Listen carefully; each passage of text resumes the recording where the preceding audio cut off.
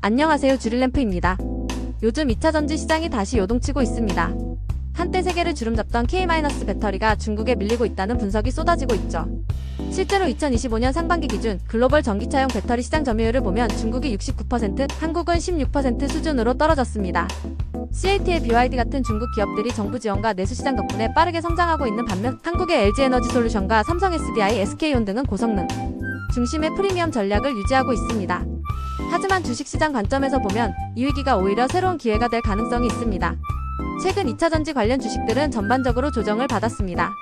LG에너지솔루션은 연초 대비 약 12% 하락, 삼성 SDI는 8%가량 하락하며 부진했습니다. 에코프로비엠, LNF 등 2차전지 소재주는 큰 변동성을 보였죠.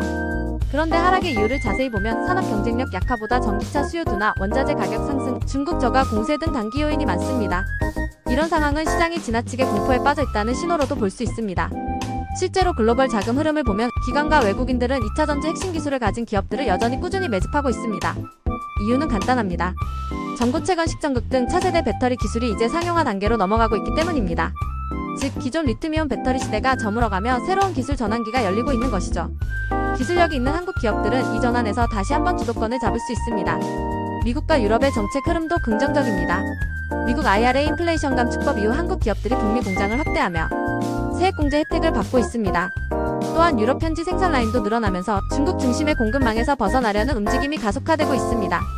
즉, 단기적으로는 주가가 눌리더라도 중장기적으로는 구조적 성장이 다시 찾아올 가능성이 높다는 뜻입니다.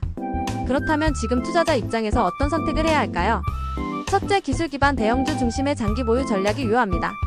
삼성 SDI, LG에너지솔루션, 포스코퓨처엠처럼 기술력과 공급망을 동시에 갖춘 기업은 조정 구간이 곧 매수 기회가 됩니다.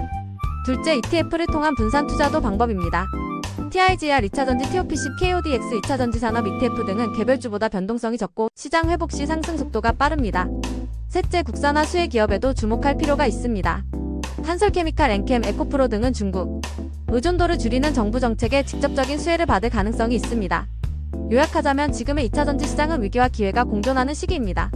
중국의 성장 속도는 위협적이지만 기술 혁신, 공급망, 재편정책 지원이라는 세 축이 한국 기업에게 새로운 성장의 발판이 될 수 있습니다. 즉, 지금 시장이 불안해 보이지만 두려움의 시기가 곧 저가 매수의 타이밍이 될 수 있다는 거죠.